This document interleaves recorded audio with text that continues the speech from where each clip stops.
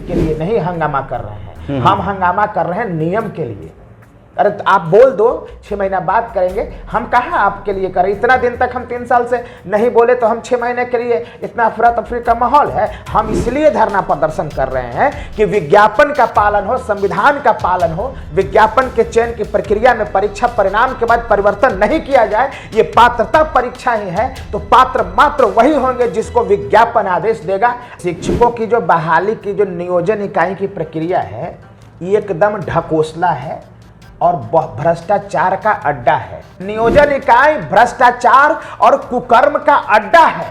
पात्र तो विज्ञापन के अनुसार न होगा। नमस्कार, आप देख रहे हैं द इंडिया टॉप। मैं हूं आदेशपुरी।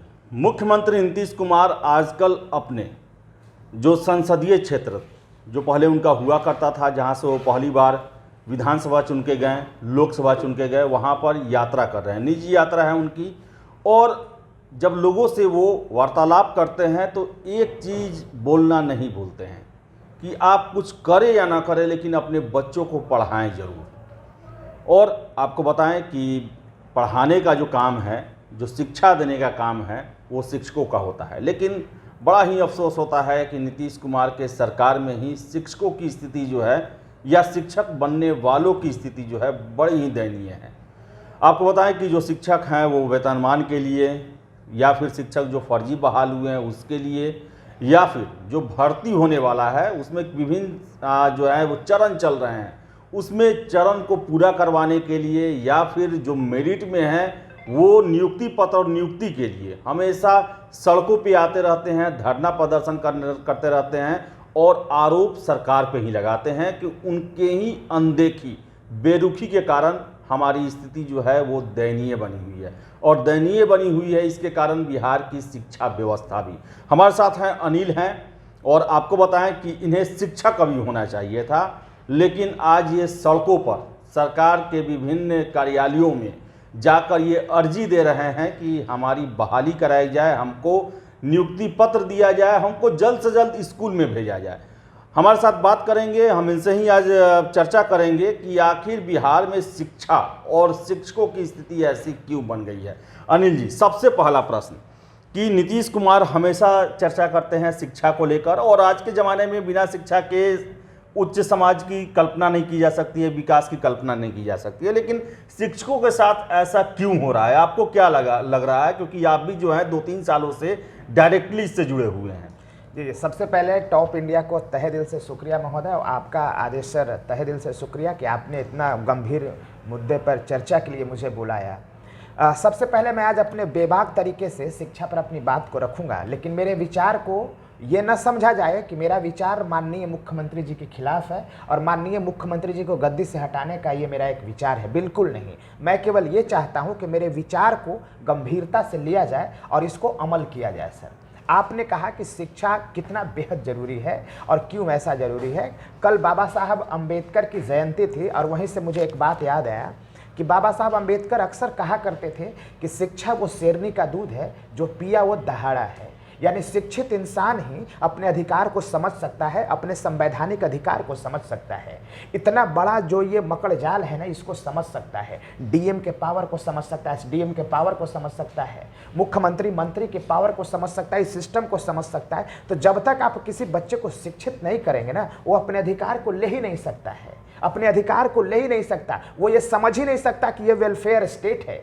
वो तो बस समझेगा कि ये नॉर्मल सा स्टेट है, एक वेलफेयर स्टेट है। तो बेहद ज़रूरी है शिक्षा, और शिक्षा के लिए शिक्षकों का होना बेहद ज़रूरी है। कॉमन बात समझिए आदेश सर कि अगर शिक्षित इंसान नहीं रहेगा तो वो शिक्षा क्या देगा, कैसे फ्लो करेगा? तो वही तो मुझे जानना है कि आखिर जो शिक्षित करेगा वो शिक्षक ही असंतुष्ट है, उसके अभ्यर्थी जो है वही सरकार पर जो है अनदेखी का, मनमानी का, लेट लतीफ़ी का, गड़बड़ करने का, धांधली का, सब तरह का आरोप लगा रहे हैं। आखिर ऐसा क्यों हो रहा है? आपको क्या लगता है इसका मूल वजह क्या है? देखिए, ये आरोप नहीं लग रहा है, ये एकदम 100% सही है। सभी लोगों का 100% सही है। जो हम सभी, अगर एसटीईटी की बात किया जाए तो एसटीईटी का मुद्दा क्या है महोदय, कि सरकार ने एक विज्ञापन निकाला था और उस विज्ञापन के आधार पर हमने फॉर्म भरा, विज्ञापन के चयन की प्रक्रिया के आधार पर हमने परीक्षा दिया और रिजल्ट आकर के जब हम मेरिट में आ गए तो सरकार चयन की प्रक्रिया में बदलाव की सिफारिश कर रही है। मैं माननीय मुख्यमंत्री जी को दोष नहीं दे रहा हूं, मैं सचिवालय में बैठे हुए अधिकारियों को मैं इसका दोष दे रहा हूं कि क्या विज्ञापन के चयन की प्रक्रिया को परीक्षा परिणाम के बाद परिवर्तन करेंगे? यानी आपके पसंद के लोग अगर मेरिट में नहीं आएंगे तो विज्ञापन के औचित्य को खत्म कर देंगे, परीक्षा के औचित्य को खत्म कर देंगे। तो फिर परीक्षा क्यों लिया था आपने, विज्ञापन क्यों निकाला था आपने? नहीं, तो नहीं, आपने कहा कि मैं मुख्यमंत्री के और सरकार के प्रति पर निष्ठा पर प्रश्न नहीं उठाऊंगा, लेकिन आपको ये पता होना चाहिए कि अधिकारी जो होते हैं उनका सीधा सीधी यही काम होता है कि जो सरकार योजना, नियम और सरकार का जो नियत होता है उसी के अनुसार काम करना होता है। तो कैसे हम इनकार कर सकते हैं, जबकि विजय चौधरी जो हैं इसको लेकर लगातार बयान देते हैं, लगातार उनका बयान गलत होते जा रहा है। नहीं, आप बात बिल्कुल सही बोल रहे हैं, लेकिन माननीय मुख्यमंत्री कभी खुल करके हमारे खिलाफ नहीं बोलते हैं, ये मैं मानता हूं। वो तो खैर शिक्षा सचिव भी नहीं बोलते हैं, वो तो शिक्षा मंत्री भी नहीं बोलते हैं। तो इसीलिए हम भी नहीं चाहते, हम भी एक सभ्य शिक्षक, सभ्य इंसान का परिचय देना चाहते हैं और हम भी माननीय मुख्यमंत्री जी के खिलाफ नहीं बोलना चाहते हैं, व्यक्तिगत रूप से हम नहीं बोलना चाहते। तो फिर कौन दोषी है? फिर दोषी सरकार है और दोष काफ़ी हद तक उनके ऊपर भी जाता है, क्योंकि उनको सुनना चाहिए। चूंकि आदेश भाई ये राज्य बहुत बड़ा है और राज्य जब बहुत बड़ा है तो हो सकता है कि उनको माननीय मुख्यमंत्री जी को इसकी जानकारी न हो। ये सारे अधिकारी मंत्रीगण उनको इसको ढक करके रखे हुए हैं और इसीलिए हम इसी उद्देश्य के साथ पटना के सड़कों पर आंदोलन करते हैं। ये मैं आपके बातों से मुझे कुछ फ्री प्रश्न आ रहा है कि आप कह रहे हैं कि मुख्यमंत्री को पता नहीं है, शिक्षा इतना बड़ा क्षेत्र है, आप लोग का मामला रोज पेपर में आता है, मुख्यमंत्री कहते हैं कि मैं कोई भी काम मिस कर जाऊं लेकिन पेपर पढ़ना मिस नहीं करता हूं। तो फिर कैसे हम मान सकते हैं उनके पास ये सब बातें नहीं पहुंच रही होंगी? उनको ये नहीं पता चल रहा होगा कि गर्दनी बाग में छात्र जो हैं वो कितने दिनों तक धरना पर बैठ रहे हैं, पटना जो ये इको पार्क है वहाँ पर लाठीचार्ज हो रहा है, कितने जो शिक्षक अभ्यर्थी हैं वो घायल हो रहे हैं। कैसे हम मान सकते हैं कि उन्हें नहीं पता होगा? नहीं, बिल्कुल बिल्कुल बिल्कुल। देखिए, अभी कुछ दिन पहले विधानसभा में सवाल जवाब हो रहा था, मुझे एक बात के लिए बहुत अफसोस आया, मुझे पत्रकार बंधुओं से भी नाराज़गी है, सत्ता पक्ष के नेता और विपक्ष के नेताओं से खास करके मुझे नाराज़गी हुई कि वो माननीय शिक्षा मंत्री उलट पलट बोल रहे थे विधानसभा के अंदर। वो क्या बोल रहे थे कि शिक्षक अभ्यर्थी जल्दी नियुक्ति करने के लिए धरना प्रदर्शन कर रहे हैं और हमने बोला है कि छठा चरण खत्म हो जाएगा तो सातवां चरण में हम कर देंगे। पहला उन्होंने कहा। दूसरा बात ये कहा कि ये जो परीक्षा है ये एक पात्रता परीक्षा है और पात्रता परीक्षा नियुक्ति का परीक्षा नहीं है, बल्कि हमारा आंदोलन बिल्कुल इससे अलग है। हमारा ये कहना है कि अरे पात्रता परीक्षा ही है महोदय, पात्रता परीक्षा ही रखो, लेकिन कहाँ लिखा हुआ है? दिखाओ कि पात्रता परीक्षा में विज्ञापन के चयन की प्रक्रिया में बदलाव कर देंगे। आपके अगर नियम के अनुसार, विज्ञापन के अनुसार अगर आपके पसंद के लोग पात्र नहीं होंगे तो आप जबरदस्ती के उनको पात्र बना देंगे? पात्र तो विज्ञापन के अनुसार न होगा कि प्रसाद पर्यंत है, मंत्री जी जिसको चाहेंगे उसको पात्र बना देंगे। तो हमारा सवाल ये था, वो उलट करके जवाब दे रहे थे। दूसरा सवाल ये था कि वो मंत्री जी, मुख्यमंत्री जी, माननीय मुख्यमंत्री जी वहीं पर थे, वो दिग्भ्रमित क्या कर रहे थे कि बच्चे लोग हंगामा इसलिए कर रहे हैं क्योंकि वो जल्दी से नियुक्ति चाहते हैं। हम जल्दी नियुक्ति करना भी चाहते हैं, लेकिन छठा चरण खत्म होगा तो हम सातवां चरण के लिए बात कर रहे हैं। हम कहते हैं गलत बात, हम नियुक्ति के लिए नहीं हंगामा कर रहे हैं, हम हंगामा कर रहे हैं नियम के लिए। अरे आप बोल दो 6 महीना बाद करेंगे, हम कहाँ आपके लिए करें? इतना दिन तक हम 3 साल से नहीं बोले तो हम 6 महीने के लिए इतना अफरा तफरी का माहौल है। हम इसलिए धरना प्रदर्शन कर रहे हैं कि विज्ञापन का पालन हो, संविधान का पालन हो, विज्ञापन के चयन की प्रक्रिया में परीक्षा परिणाम के बाद परिवर्तन नहीं किया जाए। ये पात्रता परीक्षा ही है, तो पात्र मात्र वही होंगे जिसको विज्ञापन आदेश देगा।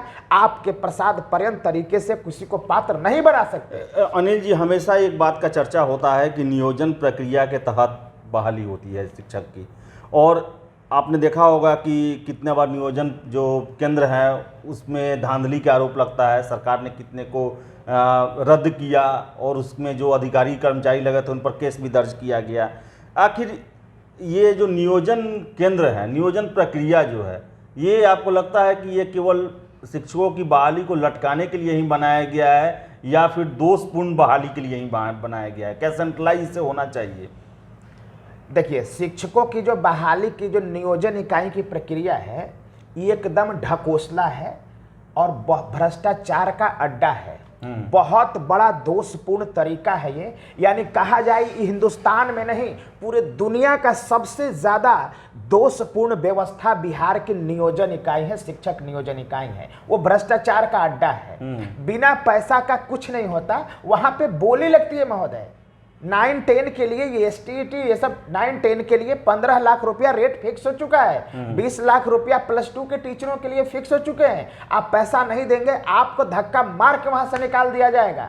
दूसरी बात एक और, अभी कुछ दिन पहले ब्लॉक एजुकेशन ऑफिसर BO का ऑडियो वायरल हुआ था, सुने थे आप? पैसे का मांग क्या बोल रहा था? पैसे का मांग किया कि सबका शेयर फिक्स है, BDO साहब का, CO साहब का, DO साहब का, 2 टीचर का, और ऊपर नीचे एडजस्टमेंट होता है। हम क्या थे क्या नहीं थे सारा बात उन्होंने, और पता है उस BO को क्या किया गया? प्रमोशन देके अभी सचिवालय में बैठाया गया। तो फिर मेरा वही प्रश्न है तो कि फिर तो वो भ्रष्टाचार का अड्डा है वो, और वो इसलिए किया जा रहा है कि अपने मन पसंद के लोगों को शिक्षक बनाया। तो फिर तो सरकार के नियत पर प्रश्न आ रहा है कि आखिर जो नियोजन केंद्र है इसे सरकार नहीं बनाया, ये तो अधिकारियों के हाथ में है नहीं। सरकार ने ही ऐसा कहा कि नियोजन केंद्र के माध्यम से बहाली होगी, और आपको ये भी पता होगा कि इन्हीं नियोजन केंद्र से बहाली किए गए शिक्षकों पर हाई कोर्ट ने विजिलेंस जांच के आदेश दिए हैं। तो फिर सरकार का नियत जो है वो तो फिर शिक्षकों को लेकर अच्छा नहीं लग रहा है। एकदम नहीं अच्छा है नियत, एकदम नहीं शिक्षकों के प्रति नियत अच्छा है। और मैं आपको बता दूं कि जितना भी बिहार के नियोजन में बहालियां होती हैं वो होती हैं ऑफलाइन मोड में।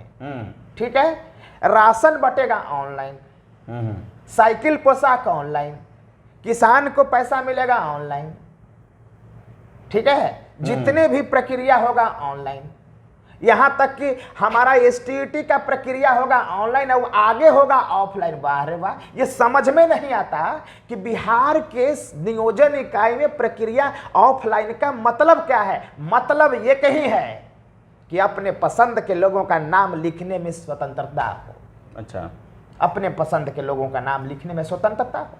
DO जिसको चाहेगा उसको शिक्षक बना देगा। आपकी हैसियत नहीं है जो आप वहां लड़ेंगे। आप कहां लड़ के क्या करेंगे, कहां जाएंगे? सचिवालय में एंट्री है आपकी। तो फिर आप लोग का जो आंदोलन है वो नियोजन केंद्र को खत्म करने के लिए क्यों नहीं नियोजन इकाई को खत्म ही करना पड़ेगा। ये हम इसके लिए भी संघर्ष है हमारा। नियोजन इकाई भ्रष्टाचार और कुकर्म का अड्डा है। कुकर्म का अड्डा है। कुकर्म शब्द बहुत खराब है, कुकर्म का अड्डा है वो। नियोजन इकाई को खत्म ही करना पड़ेगा। और राज्य और देश में सब कुछ ऑनलाइन चल रहा है, शिक्षक की भर्ती परीक्षा ऑफलाइन चलेगा। शिक्षक का अच्छा, ये बताइएगा जो आप लोग का अभी शिक्षा का जो प्रारूप है जिसके लिए आप लोग लड़ रहे हैं जी, क्या इसमें पूर्ण वेतनमान की बात की गई है? अभी तक वेतनमान के बारे में इस पर कोई चर्चा ही नहीं है। तो ये तो स्वाभाविक है कि जब बहाली होगा उसके कुछ दिन बाद से वेतनमान के लिए भी मांग शुरू हो जाएगा, क्योंकि आप सैलरी कम देंगे तो फिर कैसे गुजारा हो पाएगा? नहीं, न्याय संगत बात होनी चाहिए और इस पर बैठ करके बात होना चाहिए और बीच का रास्ता निकालना चाहिए। क्योंकि नीतीश कुमार के आने के बाद से कोई भी वेतनमान पर शिक्षक की बहाली नहीं हुई है, ये तो बात साफ है।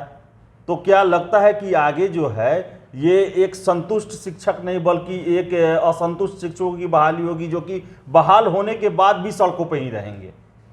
देखिए, हम लोग तो इलिजिबल टीचर हैं, लेकिन समस्या कब हो गई कि 1500 रुपया में आपने टीचर बहाल किया, 1500 रुपया पर मंथ पर टीचर बहाल किया, तो 1500 रुपया के लिए बहाली कौन करेगा? अनिल अप्लाई करेगा? 1500 का टीचर मैं बनूंगा? नहीं, मैं तो 30,000 का नौकरी कर रहा हूं ऑलरेडी, तो 1500 का टीचर कैसे बनूंगा? तो आपने उसको लगा दिया, टीचर बना दिया जो ठेला फोंचा चलाता था, तो उसको अब मुंह में चल गया, खून सियार वाला हाल हो गया। तो उन लोग क्या कर रहा है कि उन लोग उसको बढ़ाने के लिए कर रहा है। नहीं, उन लोग का छोड़िए, आप लोग का जो बहाली होगा, मेरा प्रश्न ये है कि आप लोग को भी तो वेतनमान दिया नहीं जा रहा है जो ओरिजिनल शिक्षकों को होना चाहिए। आप संतुष्ट हो जाइएगा, मानिए आपको 18,000 ही दिया जाता है।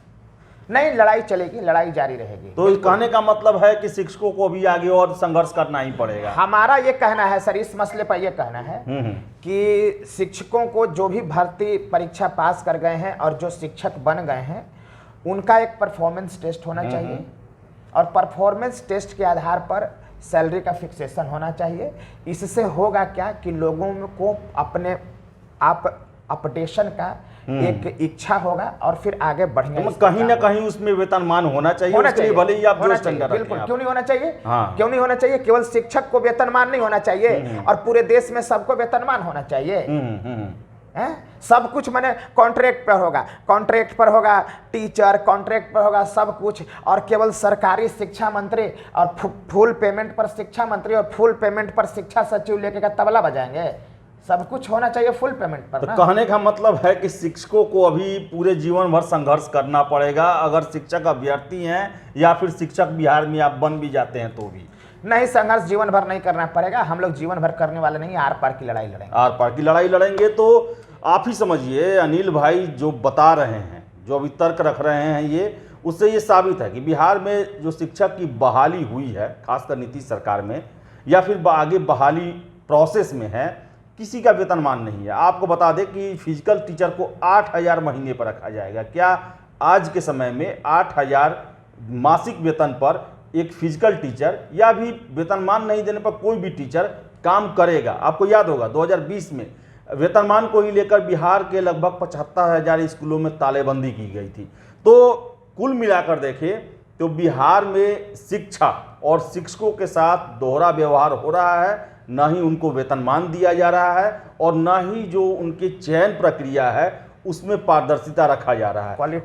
और मैं ये भी देख रहा हूँ कि ये जितने भी अभ्यर्थी हैं, इनका आगे का भी रास्ता संघर्ष का होगा। पहले तो इनको अपना मेरिट नॉन मेरिट का लड़ना होगा, नियुक्ति पत्र के लिए लड़ना होगा, फिर उसके बाद है नियोजन केंद्र में जाना पड़ेगा जहाँ पर तरह तरह के व्यवधान बनाए गए हैं, उसको पार करना पड़ेगा। और अंततः जिस दिन ज्वाइनिंग होगी उसके कुछ दिन बाद ये पता चलेगा जितना आपसे काम लिया जाता है उसका आधा से भी कम वेतन दिया जाता है। तो उस दिन भी असंतुष्ट टीचर सड़कों पे आएंगे ही आएंगे।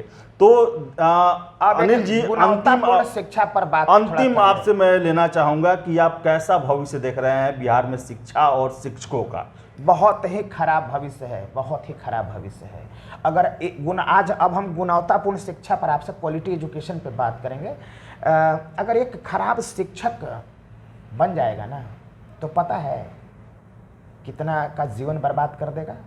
3 जनरेशन को निगल जाएगा वो।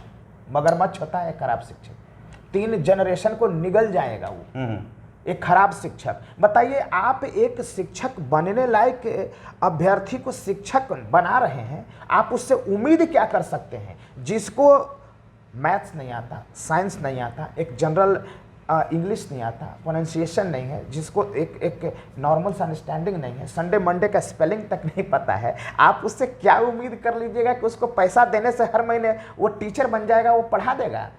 गलत। ये जो रिक्रूटमेंट का प्रोसेस है महोदय, इसमें बदलाव बेहद जरूरी है। 2006, 7, 8 में सारे के सारे लगभग 80% फर्जी शिक्षक बन गए। डिग्री दिखाओ, नौकरी पाओ, सब इधर उधर से ला करके बन गया और फिर वहां से फोल्डर गायब कर दिया। आप सुन रहे होंगे कि 1.5 लाख फोल्डर गायब है, 2 लाख फोल्डर गायब है। वो क्या है फोल्डर का मामला? 2008-9 में सब कहीं झांसी यूनिवर्सिटी से, बुंदेलखंड यूनिवर्सिटी से, लखनऊ यूनिवर्सिटी से फर्जी डिग्री छपवा लिया कंप्यूटर से और दिखा करके नियोजन इकाई में बन गया।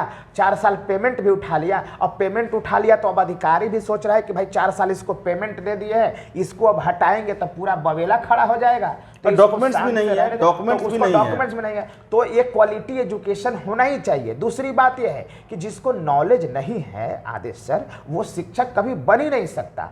आप बिना शिक्षक बनने वाले को शिक्षक बना रहे हैं तो ये तो अत्याचार कर रहे हैं ना। आप बताइए तो डॉन बॉस्को और जेवियर के जो बच्चे पढ़ते हैं उसमें अच्छे टीचर पढ़ाते हैं, हम लोग जैसे शिक्षक पढ़ाते हैं, और गांव के गरीब बच्चा को जो है वो उसको वैसा शिक्षक पढ़ाएगा जिसको संडे और मंडे के स्पेलिंग नहीं आता। वो क्या उसके बारे में सिखा पाएगा? क्या उसके जीवन को उजालित कर पाएगा? जो फर्जी डिग्री लगाए हुए हैं। एक बात और, हाई स्कूल की बात अगर करते हैं आप, तो हाई स्कूल में एक प्रयोगशाला नहीं है महोदय। 2019 में 6000 से ज्यादा उत्क्रमित उच्च विद्यालय हो गए और उसमें एक भी शिक्षक नहीं है, एक शिक्षक नहीं है। अगर किसी विद्यालय में एक शिक्षक कम रहे तो विद्यालय नहीं चल सकता। यहाँ एक भी शिक्षक नहीं है और पता नहीं कैसे यहाँ पे लोग हैं, चाहे वो बुद्धिजीवी हो, पत्रकार हो, विपक्ष हो, कोई आवाज उठाता नहीं है। अफसोस आता है, कोई उठाता नहीं है। एक शिक्षक कम रहता है तो स्कूल चलाना मुश्किल हो जाता है। यहाँ एक भी शिक्षक नहीं है, 7-7 हजार विद्यालय में, और कैसे स्कूल चल रहा है? एक प्रयोगशाला सहायक नहीं है, प्रयोगशाला नहीं है, कैसे विद्यालय चल रहा है? जवाब कौन देगा इसके बारे में? अवैध डिग्रियां बांटी जा रही महोदय। बताइए, 400 लोग पास हो रहे हैं, जहां पे एक भी शिक्षक नहीं है, वहां आप कैसे अटेंडेंस बनवा लिए? आप कैसे उसका प्रैक्टिकल करवा लिए? जब न टीचर है, न प्रयोगशाला है, न प्रयोगशाला सहायक है, फर्जी तरीके से आपने उसको फॉर्म भर दिया। जब तक 75% आपको इंफ्रास्ट्रक्चर तैयार करना है, आपको टीचर रिक्रूट करना है, आपको बिल्डिंग बनाना है, 75% क्लास करवाना है। सब कुछ होने के बाद 75% क्लास होना चाहिए, अटेंडेंस होना चाहिए, और उसके बाद फॉर्म भराएगा, तब जब उसको परीक्षा होगा, तब उसको सर्टिफिकेट अवार्ड होगा, तब जाके वो वैलिड डिग्री होगी। आप तो फर्जी डिग्रियां दे रहे हैं। आप तो वैसे स्कूल से डिग्रियां दे रहे हैं जहां जिस स्कूल में शिक्षक ही नहीं है। क्या उस सर्टिफिकेट पे आप लिखेंगे कि हम ऐसे स्कूल से पास हैं जहां पे एक भी शिक्षक नहीं है? क्या हमारा बिहार का मान और सम्मान नहीं गिरेगा? देश और दुनिया में अगर पता चलेगा कि बिहार के सरकारी स्कूल में मिलने वाले डिग्रियां फर्जी है, तो क्या हमारा मान और सम्मान नहीं गिरेगा देश और दुनिया में? क्या हम एक अच्छे सर्टिफिकेट वाले भी जाएंगे दिल्ली में तो हम पर वो शक के निगाह से देखेगा कि नहीं देखेगा? एक बिहार क्यों बदनाम है? क्योंकि बिहार के कुछ लोग बाहर चले गए और वहां चोरी में अपना भागीदारी निभाए, तो कहा गया कि पूरा बिहारी चोर होता है। सब बिहारी चोर नहीं होता। कुछ मेरे जैसे भी बिहारी हैं जो आज तक के इस उम्र तक एक भी मेरे ऊपर केस नहीं है, चाहे हत्या का, बलात्कार का, लूट का, डकैती का। मैं एकदम शरीफ आदमी हूं। मेरे ऊपर जब मैंने संविधान का पालन करने के लिए आवाज उठाया तो सचिवालय थाने में मेरे ऊपर मुकदमा दर्ज किया गया। बताइए, तो अन्याय नहीं है ये? मैं क्या मांग रहा हूं? मैं संविधान मांग रहा हूं, मैं विज्ञापन मांग रहा हूं, मैं नियम और कानून मांग रहा हूं, मैं कानून का राज मांग रहा हूं।